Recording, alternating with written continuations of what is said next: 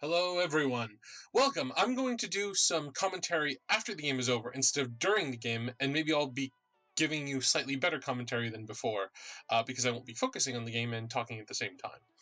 Now, when I started this game, I'm immediately mulliganing away my dwarves, assuming that I'm going to call them away with Barclay and the revival of Hattori later, but I'm specifically looking for damage dealers, because my opponent, if they're using Croc on Crate, is either a veteran type unit or a Great Sword type unit, probably. So that means that I want to be able to handle their units, and their units are often big enough, if they are veterans, that if I have my strongest damage dealers, I won't have to worry about wasting their value. But if I'm fighting great swords, then I want to be able to kill them right away so they don't get stronger. I take a while to decide how much points to commit, whether I want to overcommit, and I decide to place down Teruvial right away, because I know that no matter what, he probably won't be dealing with it. If this was veterans, he might be able to attack it right away, but I wanted to be able to play down Teruvial. There's not really a good reason for that. I should... Oh, right. I hadn't put up Gwent up at that match, and I realized that at that time. So I just did that in order for you all to see the statistics and follow the deck tracker. The deck tracker is way out of alignment, but right now I set up all of my dwarves in order to play into the Teruvial that I played.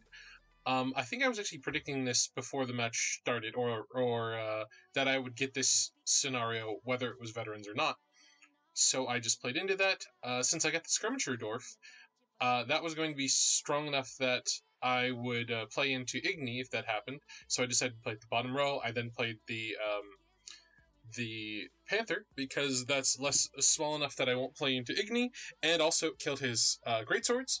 And now he's playing another Greatsword. Of course, I have all the damage in the world. I effectively drew the nuts against this deck because I predicted that it was more likely to be Greatswords than veterans, and I have enough to deal 9 damage to it, or 7 damage. I'm just trying to decide whether I should kill it now, or whether I should wait a turn and build up more tempo with some of my other units, for example, with Elven Scout. I decided to kill it anyways, which I would do again.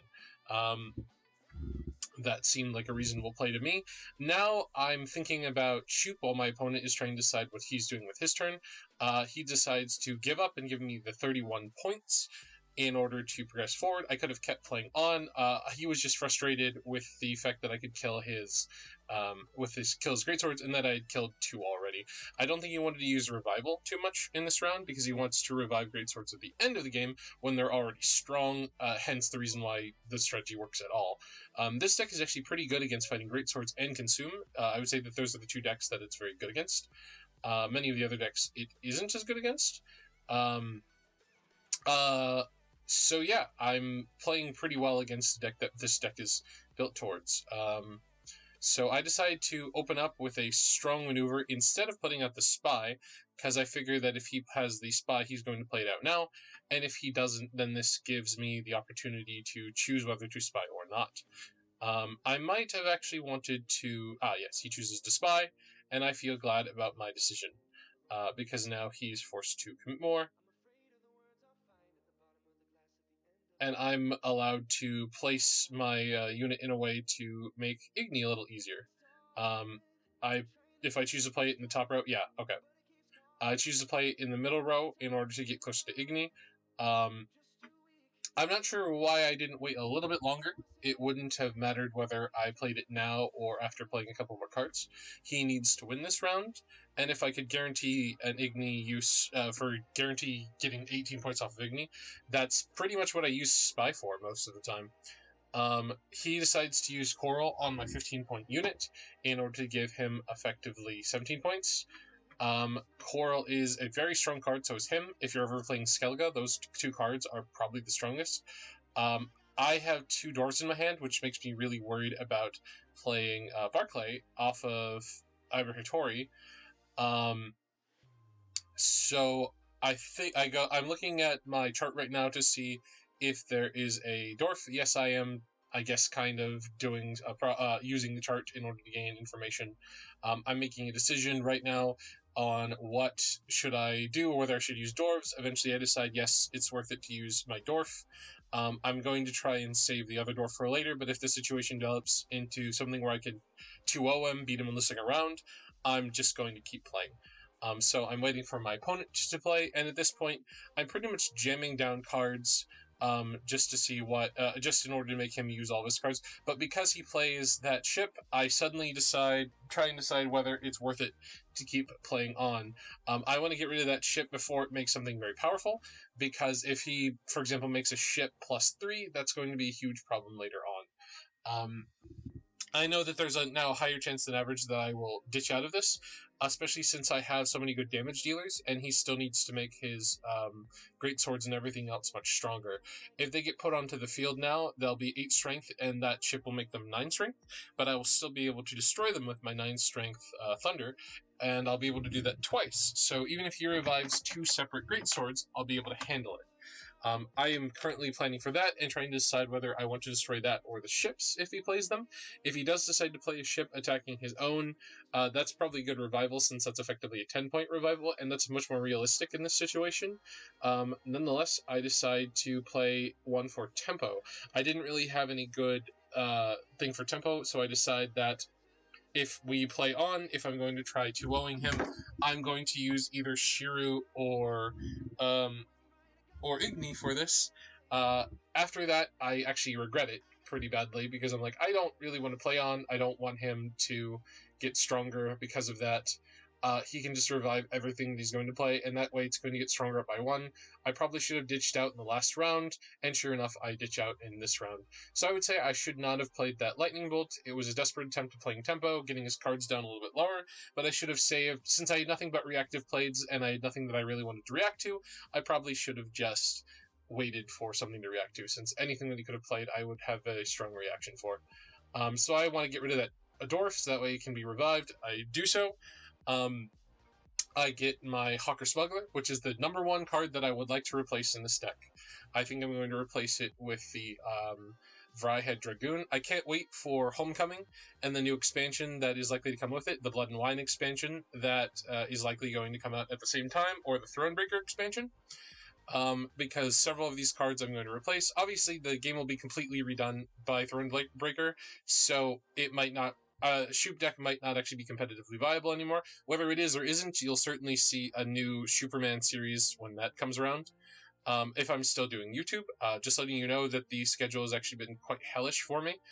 So if you don't see me on YouTube at that time, or posting like 1 video a week or something, or probably 2 videos a week. 2 videos a week seems reasonable. So I might switch to a 2 video a week on this channel, while still trying to maintain the Nerd Vanguard channel with one video every weekday, because I have actually gotten help with that. I'm thinking about that. I'm not talking about the game now, though. So now I decide to switch it up and play Hattori, because I would like to revive and gain a lot of tempo. There wasn't really any reason for me to kill any of his units. Now he is playing his Great Sword down. I decided that I'm only going to be able to kill 1 anyways, and there's going to be a way for him to generate something stronger. I want to enable my Igni, so my reasoning behind that was he's clearly going to play something down, probably another Greatsword, and that would enable the Igni. That would be able to make me kill the thing. I now have to choose between using the Igni in order to stop him from enabling these 2 Greatswords, or killing one of the Greatswords in order to stop it from gaining over time. Or whether I want to play my 10-point just get up and go, because he clearly has another boat in his hand, or some method of generating a boat. And I decided to go with a +2 just to see what he's going to do, get him into a worse position, make that boat a little bit stronger for when I Igni it, and that way he loses a little bit more points. It might put him out of position later on. Sure enough, he has a revival, he uses the boat. And now it's time for me to jam down a lightning in order to get rid of the usefulness of one of the boats. This way he couldn't position it in a good way to help it out, and this way my Igni gets a little stronger still. Now I'm going to Igni, and that will enable me to use Shiru after that as well. Oh no, I'm sorry, I'm going to Shiru first, and then I'm going to Igni, because I need to destroy the strongest thing on the board first, and there will still be enough points left because of the way that they're gaining for me to Igni. And I'm calculating that right now. Let's see which one I actually used first. I don't remember which one I did. Yeah, okay, I did enable a Shiru first in order to destroy the strongest one first. and that made his greatsword less useful. I decided that it was unlikely for him to have another revival option for the thing. I was wrong. There's still a ship available. He's still going to make his greatsword stronger, but that's okay because I got rid of 18 points on the field. Now I'm going to use Igni in order to destroy his ship, get rid of 13 points of value. I don't know why I'm taking so long with this. Oh no, I'm trying to decide whether I want to shoot first, because there's if I get the 15, now it'd be useful. Oh, I do decide to use the shoot first. Wow, I can't remember this match at all. It just happened too. So I decided to look for the 15 damage or the replay by 5, and I think I'm looking for the 15 because I want to destroy the ship, to stop him from gaining +2, and to stop him from enabling his axeman. The most points I can get on the field right now is actually using the revive by 5, and I'm doing the math to see whether it's worth it over time to destroy that, or whether it's worth it to do the +5. I decide to get rid of that instead, because this way that's not enabled. I have 19 points on the field. I have 32 points at the top. I decide to kill the ship with Igni. Yeah, what was my reasoning behind that? He's going to have 2 more turns, so that's a +3. Yes, I think it was I think it was either the same... Oh, no, that's exactly what I was doing. Oh, I was enabling... Oh, me in the past is a fucking genius.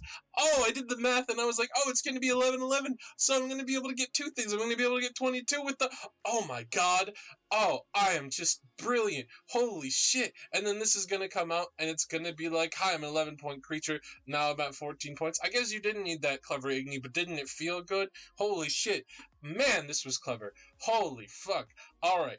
That's how you play Gwent, and that's how you win Gwent against the Raider thing, the Raider people thing, the Irish, Scotsman, Viking things with their big great swords, the Cloud swords, the Cloud Final Fantasy sword, and that's how you beat pros. Now it's time for another game, which you're not gonna get in this video. I'll see you later. Bye.